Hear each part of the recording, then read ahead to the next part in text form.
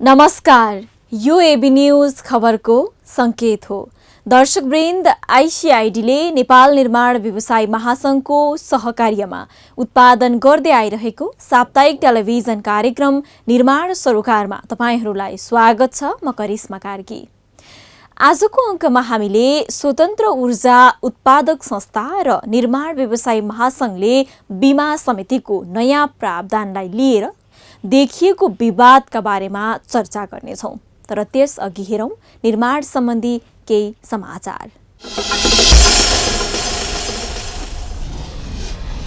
गण्डकी प्रदेश निर्माण व्यवसायी महासंघको प्रथम साधारण सभा तथा अधिवेशन सम्पन्न भएको छ।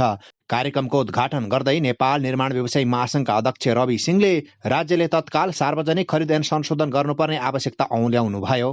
व्यवसायीहरूबीचको बढ्दो अस्वस्थ प्रतिस्पर्धाका कारण निर्माणको काम समयमा सम्पन्न नहुने र अलपत्र हुने गरेको अध्यक्ष सिंहले बताउनुभयो। त्यस्तै महासंघका उपाध्यक्षद्वय एडी लामा, राजेन्द्र पोहारी, महासचिव रोशन दाहाल र संघका मानार्थ सदस्य शिवशंकर गौचनले निर्माण व्यवसायीहरूको हक अधिकारका लागि सबै व्यवसायी एकजुट हुनुपर्नेमा जोड दिनुभयो। प्रदेश महासंघको प्रथम अधिवेशनले टंकराज बरालको अध्यक्षतामा 31 सदस्य नयाँ कार्यसमिति चयन गरेको छ।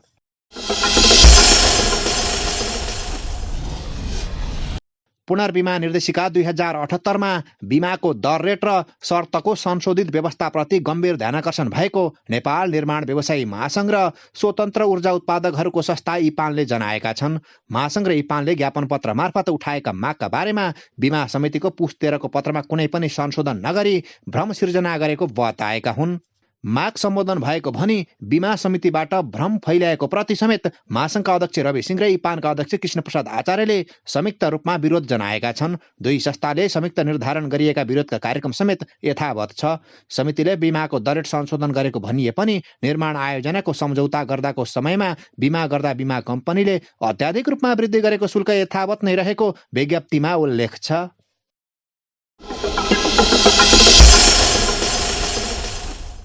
पछिल्लो समय नेपाल निर्माण व्यवसाय महासंघ र बिमा समिति बीच विवाद देखिएको छ।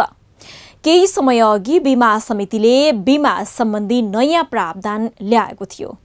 नयाँ प्रावधान अनुसार सबै बिमा कम्पनीका लागि न्यूनतम प्रिमियम दर एउटै तोकिएको छ। यसअघि निर्माण व्यवसायी आफ्नो कम्पनीको आयोजना तथा उपकरणको बिमा गराउन विभिन्न बिमा कम्पनी धाउने गर्थे।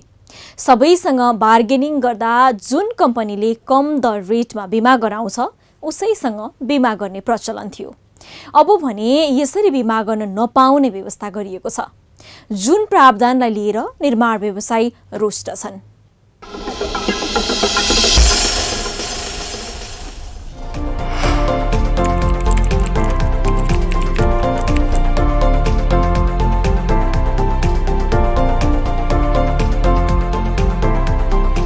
यो बिमासँग सम्बन्धित समस्याहरू चाहिँ धेरै अगाडिदेखि बिमा विषयमा बिमकहरूले पनि बिमा गर्ने आफ्नो ग्राहकहरूलाई बिमाको विषयमा राम्रोसँग जानकारी नगराइकन बिमा गराउनु र अत्यधिक प्रतिस्पर्धा गरेर बिमा गराउने कम्पनीहरूले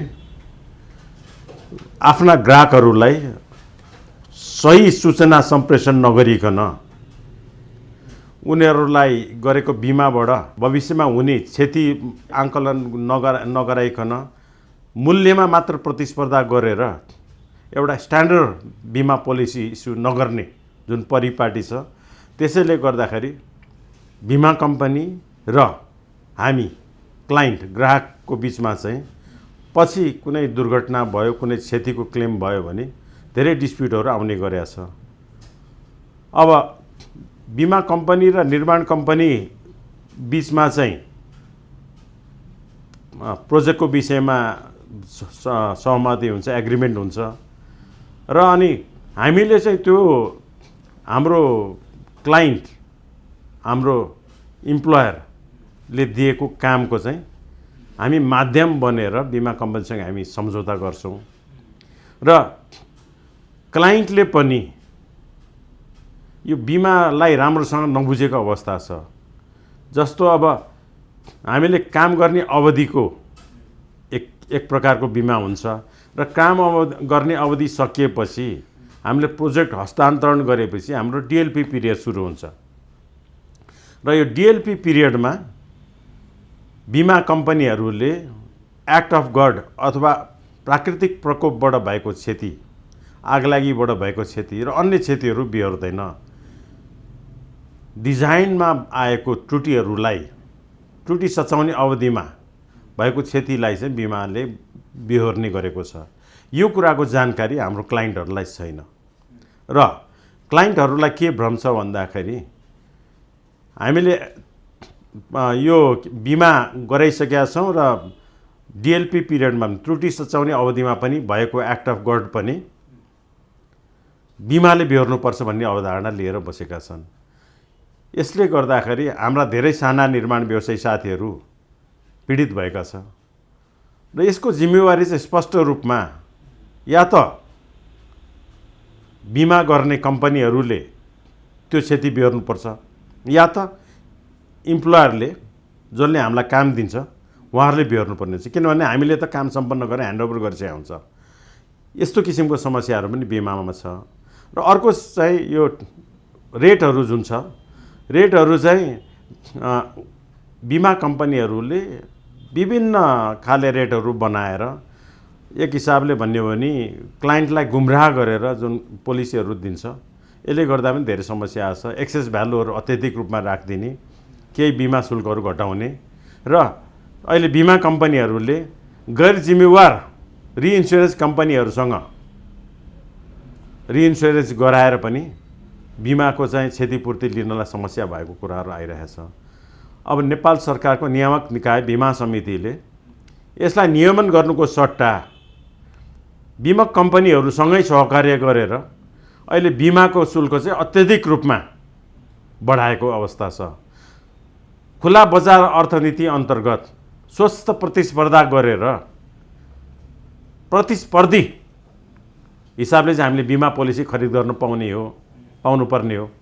त्यसको विपरीत बिमा समितिको समेत मिलोमतोमा बिमा सङ्घ र बिमा समिति मिलेर न्यूनतम मूल्य निर्धारण गरेर अहिले प्रचलित दर रेटभन्दा 7-8 गुणा बढी चाहिँ दर रेटमा चाहिँ बिमा गराउने उहाँहरूले उद्देश्य राख्नु भएको छ र त्यसै अनुसार मस्यौदा पेश गर्नुभएको छ र बिमा समितिले हामीलाई पनि त्यसको जानकारी गराएको छ। र यसले गर्दाखेरि नेपालमा निर्माण लागत अत्यधिक रूपमा बढेर जानेछ। बिमा कम्पनीले गलत कम्पनी छनौट गरेर रिइन्स्योरेन्स छनौट गर्छ भने बिमा कम्पनी दण्डित हुनुपर्छ। त्यस्ता बिमा कम्पनीहरूलाई खारेजी गर्नुपर्छ, दण्ड दिनुपर्छ र उहाँहरूले सही ढङ्गले सही रिइन्स्योरेन्स कम्पनीहरू खोजेर बिमा गर्ने जिम्मेवारी बिमा कम्पनीको हो।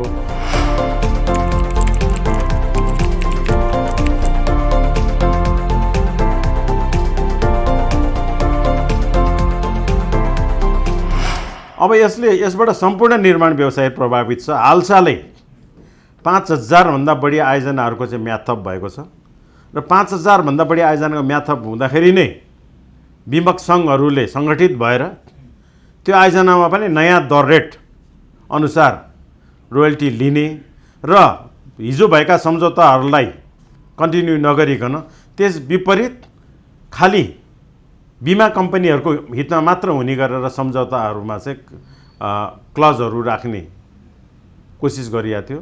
हामीले त्यसको विरुद्धमा बिमा समितिमा गएर उजुरी गऱ्यौँ र त्यसपछि बिमक सङ्घ, बिमा समिति र नेपाल निर्माण व्यवसाय महासङ्घको त्रिपक्षीय छलफलबाट पुराना कामहरूमा पुरानै दर रेट अनुसार पैसा लिने र हिजो भएको सम्झौतालाई कन्टिन्यू गर्ने जुन सहमति भएको छ र नयाँ प्रोजेक्टहरूको विषयमा चाहिँ फेरि पुनः छलफल गरेर त्यसको निकास निकाल्ने सहमति भएको छ। अब हामी यो पुराना कामहरूको चाहिँ इन्सुरेन्सको कार्यहरू चाहिँ यो असोज 23 गते भित्रमा सम्पन्न हुनेछ र दसैँ लगत्तै हामी यो नयाँ दर रेटको विषयमा र नयाँ पोलिसीको विषयहरूमा पुनः बिमा समितिलाई झकझकाउनेछौँ, सम्मान्य प्रधानमन्त्रीज्यूलाई झकझकाउनेछौँ, मान्य अर्थमन्त्रीज्यूलाई झकाउनेछौँ र समग्र निजी क्षेत्र जो यसबाट प्रभावित हुनेछ उहाँहरू सबैसँग गोलबद्ध भएर एउटा सही मानेमा सही निर्णयमा हामी पुग्नेछौँ र खुला बजार अर्थतन्त्रलाई अङ्गीकार गरेको नेपालको अर्थतन्त्रले यसरी कार्टेलिङलाई बढावा दिनु हुँदैन। यहाँ हरेक क्षेत्रमा कार्टेलिङ भइरहेको छ र कार्टेलिङको कारणले गर्दाखेरि नै निर्माण लागत बढेको छ। त्यसैले गएर बाहिरी इन्भेस्टरहरू चाहिँ नेपालमा लगानी गर्न उत्सुक हुँदैन। यिनै कारणले गर्दा यहाँ निर्माण लागत बढ्ने, कार्टेलिङलाई बढावा हुने किसिमको नीतिहरू आयो भने भविष्यमा अहिले भइरहेको लगानीमा पनि अझ बढी सङ्कुचन आउने सम्भावना छ।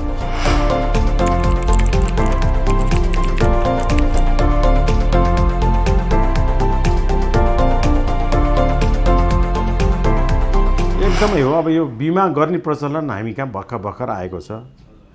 यो बिमा गर्नलाई हामी किन उत्सुक पनि छैनौँ भन्दा बिमा गरेपछि मेरो प्रोजेक्ट सुरक्षित हुन्छ, भोलि त्यसमा आउने चाहिँ क्षतिलाई चाहिँ न्यूनीकरण हुन्छ र मेरो रिस्क चाहिँ मैले बिमा कम्पनीलाई डाइभर्ट गरिदिएँ भन्ने जुन अवधारणाका साथ बिमा गरिन्छ त्यसमा सुसूचित गराउन हाम्रो पनि केही कमी कमजोरी होला। विशेष गरेर बिमा समिति र बिमा कम्पनीको कमजोरी छ, सरकारको कमजोरी छ। निर्माण व्यवसायी महासङ्घले खबरदारी गरेर माग राखेर लडेर चाहिँ बिमा अनिवार्य गराएका हौँ। अहिले सबै प्रोजेक्टमा चाहिँ बिमा अनिवार्य हामीले गराउन हामी सफल भएका छौँ र बिमा अनिवार्य गराएपछि बिमाबाट प्रिमियम मात्र तिर्ने होइन कि क्षतिपूर्ति पनि अनिवार्य रूपले प्राप्त गराउने कुरामा चाहिँ हामी लडिरहेका छौँ र धेरै हदसम्म अहिले चाहिँ बिमा हिजोको भन्दा सहज भएको छ। तर यसलाई एकदम पूर्ण रूपमा सहज बनाएर यो निर्दोषलाई पनि, सामान्य व्यवसायीलाई पनि, जसको सरकारमा पहुँच छैन, जो चाहिँ डनहरूसँग नजिक छैन, जो चाहिँ गाउँलेहरू एकत्रित गरेर हङ्गामा गर्न सक्दैन, सामान्यभन्दा सामान्य व्यवसायीले पनि क्षति चाहिँ भयो भने त्यो क्षतिलाई सहज हिसाबले प्राप्त गर्ने अवस्थाको सृजना चाहिँ हामीले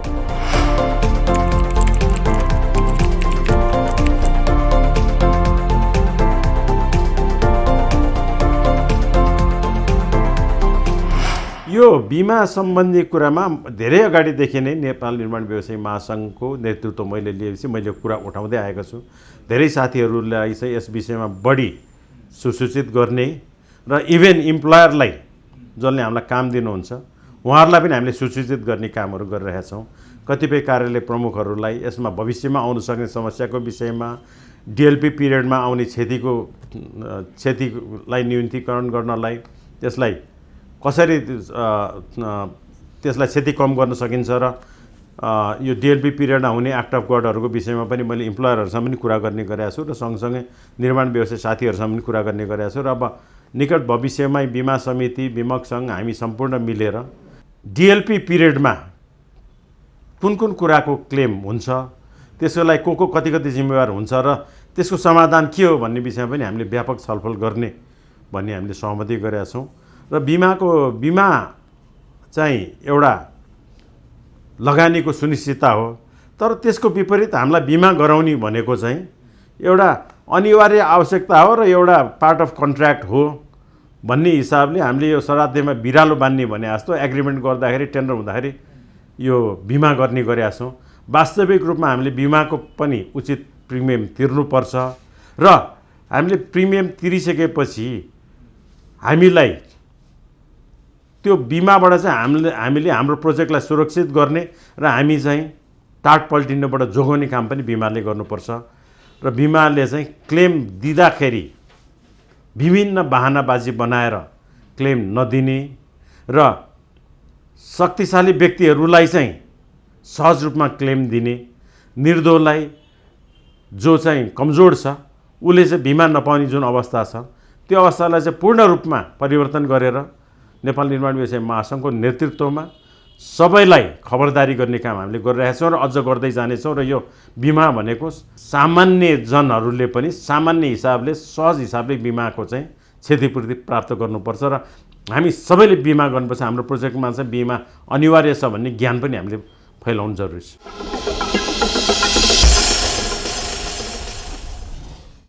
बीमा समितिको नयाँ प्रावधान अनुसार निर्माण व्यवसायीले 1 करोडसम्मको मेसिनहरूको लागि प्रिमियम रकम 1%, 5 करोडसम्मको मेसिनको लागि 1.25% र 5 करोड भन्दा माथिको उपकरणका लागि 1.5% तिर्नुपर्नेछ।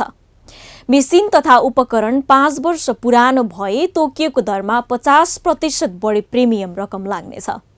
महासंघ जस्तै समितिको नयाँ प्रावधानले स्वतन्त्र ऊर्जा उत्पादकको संस्था इप्यान पनि मार्कामा परेको छ। यस विषयमा इप्यानका उपाध्यक्ष गणेश कार्कीसँग गरिएको कुराकानी अबको क्रममा।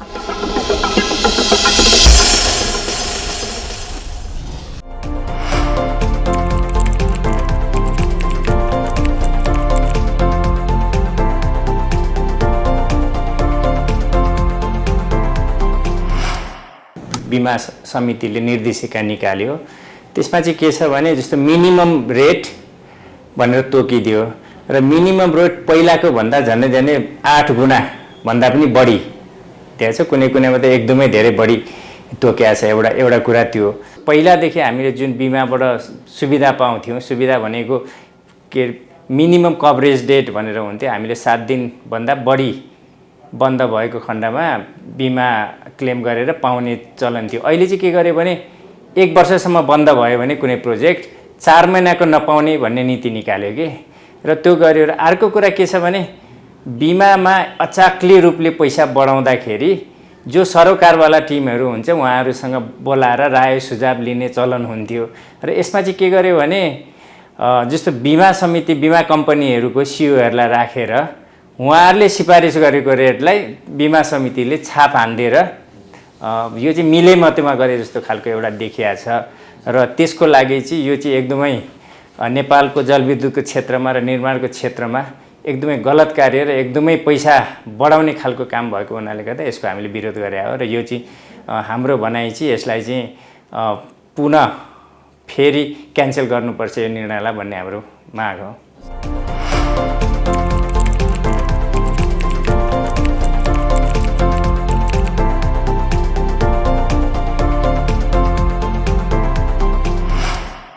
त्यो रेट कम्पिटिसन हुँदाखेरि डुब्ने कि भन्ने हुन्छ। तर व्यापारमा कतिमा लिने भनेको त फ्री मार्केट हो नि।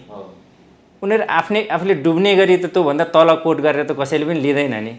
त्यस कारणले गर्दा अहिले नै हेर्नुहोस् न डुब्ने भनेर भनिरहेको छ तर सबभन्दा बढी नाफा त बिमामै छ। त्यस कारणले त्यो हुँदैन। तर के चाहिँ गर्न सक्थ्यो भने अहिलेको समसामयिक परिस्थितिलाई हेरेर केही बढाउने भन्ने आफ्नो ठाउँमा हुन्थ्यो। तर कस्तो भने एकैचोटि 8 गुणा 10 गुणा 20 गुणा बढाउने भन्ने त त्यो जायज हुँदैन। फेरि कस्तो भने जुनसुकै तपाईँ अहिलेसम्मको कभरेजमा हेर्नुहोस्, बिमाहरूको हेर्नुहोस्, के अरे अरू मेडिकल बिमाको हेर्नुहोस्, अरूको हेर्नुहोस्, यो चाहिँ सुविधा थप्दै पैसा बढाउँदै गएको देख्छ कि।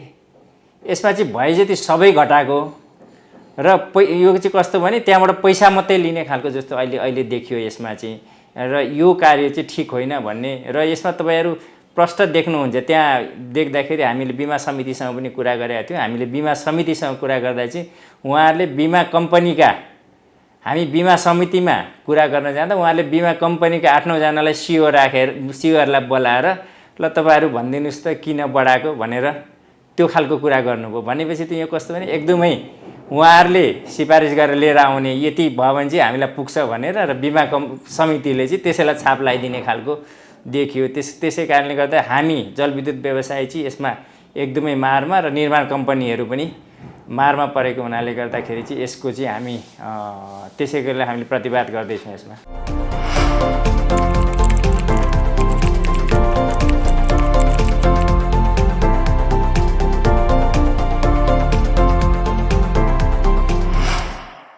नर्मली के गर्थ्यो भने म्याक्सिमम यति हो भन्नुपर्ने हो। त्योभन्दा बढी लिन पाइँदैन किनकि कसैले कार्टेलिङ गरेर एकदमै बढाइ गर्छन् नि।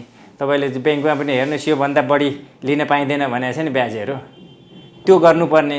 उहाँले चाहिँ मिनिमम तोकिदिनु भयो। फेरि मिनिमम पनि यति धेरै तोकिदिनु भयो कि जस्तो पहिला हामीले जति तिरिरहेको थियौँ 8 लाख तिर्नेले 80 लाख तिर्छ अहिले।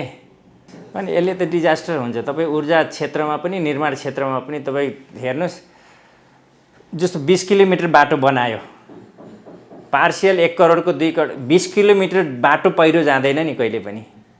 होइन। जस्तो 1 किलोमिटर जाला 200 मिटर जाला, तपाईँ 2 करोड जति पाउँदैन, 2 करोडको क्लेम पाउँदैन भन्यो भने त उसले त क्लेमै पाउँदैन तपाईँको। 20 किलोमिटर त जाँदैन। हाइड्रोको सेक्टरमा पनि पुरै कोल्याप्स त हुँदैन, सर्टेन पार्टहरू कोल्याप्स हुने हो होइन। अब बन्द अब के अरे सञ्चालनमा आइसकेको प्रोजेक्टहरू पनि सर्टेन पार्ट बिग्रिन्छ, कहिले के हुन्छ। जस्तो अहिले हामीले 7 दिन बिग्रियो भने 7 दिनभन्दा बढीको क्लेम पाउने चलन थियो। त्यसले गर्दाखेरि यसमा चाहिँ यो सेक्टरमा पैसा मात्रै लिने, बिमा कम्पनीले पैसा मात्रै लिने र भन्ने खालको देखिन्छ अहिले। र यसले गर्दाखेरि चाहिँ कस्तो भने बिमा कसैले पनि गर्दैनन् र निर्माण कम्पनीहरूले बिमा नगरिकन निर्माण गर्न नपाइने भन्ने भयो भने अहिलेसम्म जति निर्माण कम्पनीहरू छन् सबैले कन्स्ट्रक्सन चाहिँ बन्द गर्नुपर्ने हुन्छ र बन्द पनि गर्छन्।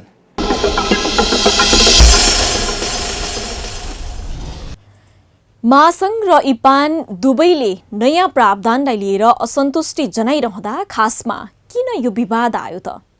यसको समाधान कसरी हुन्छ?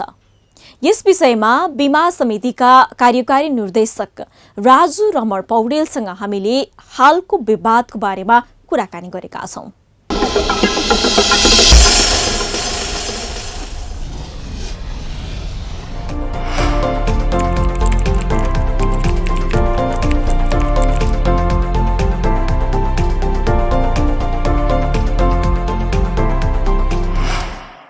अनि यो नन ट्यारिफको रेटहरू तोक्ने कुरामा हामीले पहिलेदेखि नै हाम्रा बिमा कम्पनीहरूले एक्सर्साइज गरिरहेको थियो। बिमा कम्पनीहरूमा बिमक सङ्घबाट एउटा कमिटी बनाएर उनीहरूले अध्ययन पनि गरिसकेका थियो। अध्ययन गरेर उनीहरूले चाहिँ विगतका विवरणहरू तथ्याङ्कहरू लिएर चाहिँ त्यसलाई चाहिँ अध्ययन गरिरहेको अवस्था थियो। र त्यो तत्कालीन अवस्थामा के थियो भने हाम्रो बजारले चाहिँ बजारमा इन्सुरेन्स कम्पनी गर्न नपाउने परिस्थिति देखा परिसकेको थियो र हाम्रा बिमा कम्पनीको अस्वस्थ प्रतिस्पर्धाको कारणले गर्दा पनि हामीले त्यसलाई चाहिँ त्यो एउटा न्यूनतम दर रेट तोक्नुपर्ने हामीलाई बाध्यता पनि आइसकेको थियो र हामीले न्यूनतम दर रेटहरू तोकेको हो। तत्कालीन अवस्थामा न्यूनतम दर रेट तोकेको। यसलाई गहन अध्ययन गरेर डाटाहरू दिएर विभिन्न विगतका डाटाहरू समेत लिएर हामीले यसलाई चाहिँ तत्कालीन अवस्थामा चाहिँ न्यूनतम दर रेट तोकिदिएको।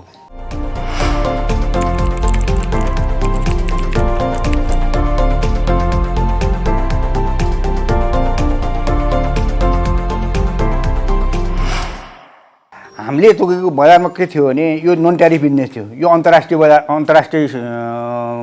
बजारले पनि यसलाई गाइड गर्छ।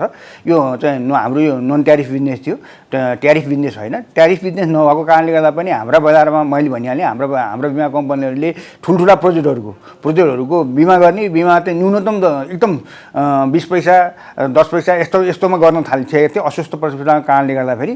त्यो कारणले अलिकति अनि हाम्रा जुन बिमाको नि बिमा गर्नुपर्ने, पुनर्बिमा गर्नुपर्ने र नेपालकै हाम्रो नेपाल रिगकै सम्बन्धमा कुरा गर्दा पनि तिनीहरूले पनि लिन मानेको थिएन।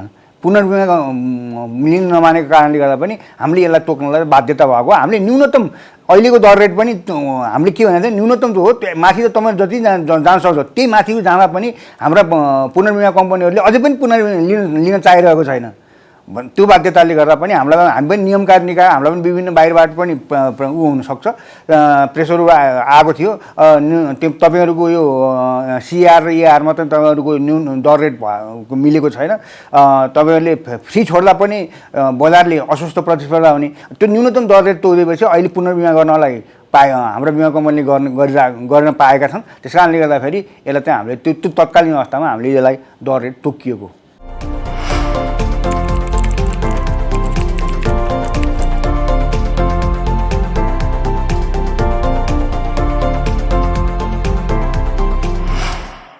त्यो त एक्सेसको पिरियड हुनसक्छ। किनभने हाम्रो बिमा कम्पनीले त्यो मैले होइन भने यो अन्तर्राष्ट्रिय अभ्यासहरू अन्तर्गत रहेर यो गर्नुपर्ने हुन्छ। म्युनिक स्विजरीहरूको यसको फलोअप पनि गरे आउँछ यसको ट्यारिफहरूमा। त्यो कारणले गर्दाखेरि यसको नर्मल रूपमा हामीले त्यो एक्सेस लगाउँछ।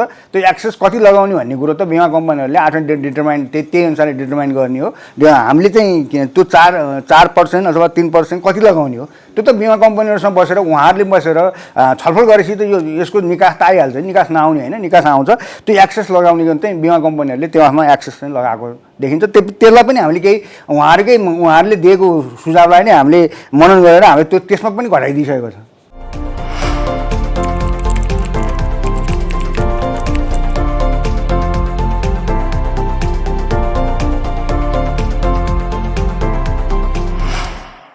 अवश्य कोरोनाको कारणले गर्दाखेरि सबै ठुलो भएको छ, देशको ऊ पनि ठिलै नै भएको छ। अब जुन निर्माण व्यवसायहरूलाई पनि मर्का परेकै होला।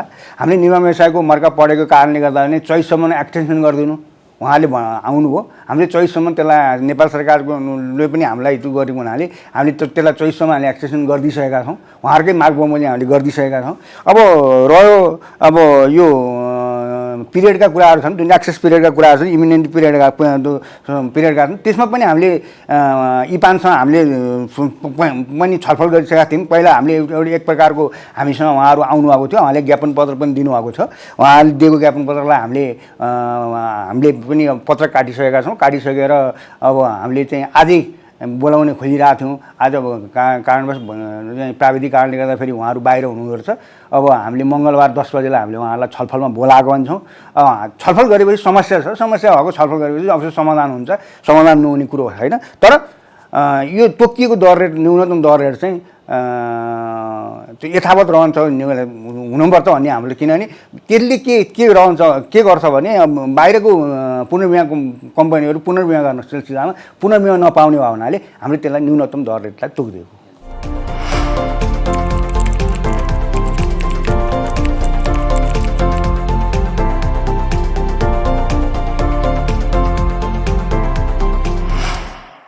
यो काटलिङ गर्यो, यो गर्यो, हामीले कहाँ काटलिङ गर्यो? हामीले बिमा समितिले बिमा गर्ने हो र? बिमा समितिले त त्यसको नियम निकायो हो। यो उहाँहरूले पनि बुझ्नु भएको छ, उहाँहरू आफैले पनि बुझ्नु भएको छ। यो दर रेटले हुँदैन भन्ने कुरो उहाँहरू आफैले पनि बुझ्नु भएको छ। यो मलाई एकदम विश्वास छ। अब यो दर रेट त अब उहाँहरूले लिएको बिजनेसलाई उहाँहरूले दिएको जोखिम जुन छ त्यो जोखिम कभर गर्नु पऱ्यो नि त। भोलि दाबी फर्चुट गर्ने सिलसिलामा दाबी पनि सरल रूपमा पाउनु पऱ्यो नि उहाँहरूले, होइन? जति उहाँले जति पैसाले जोखिम उहाँले त्यो लिनुभएको छ त्यति नै पैसाको त जोखिम दिने होला नि बिमा कम्पनीले, त्यहाँ त बढी त दिन सक्दैन होला, होइन? त्यस कारणले गर्दाखेरि यी कुराहरूलाई चाहिँ उहाँले पनि बुझ्नुभएको छ। त्यही पनि हामीले उहाँहरूसँग उहाँले ज्ञापन पत्र दिइसकेपछि हामीले छलफलको लागि हामीले आजै मैले होइन भने हामीले बोलाएका थियौँ। मङ्गलबार बिहान 10 बजे हामी उहाँहरूसँग बसेर छलफल गर्छौँ। उहाँलाई परेको समस्या हामीलाई यो इन्डस्ट्रीमा पर्ने समस्या हो। आखिरी बिमक सङ्घलाई पनि हामी हामी राख्छौँ। बिमा गर्ने उनी बिमा कम्पनी हुन्, बिमा कम्पनीलाई हामी राख्छौँ, उहाँलाई राख्छौँ र हामी चाहिँ यसको समाधान चाहिँ हामी गर्छौँ।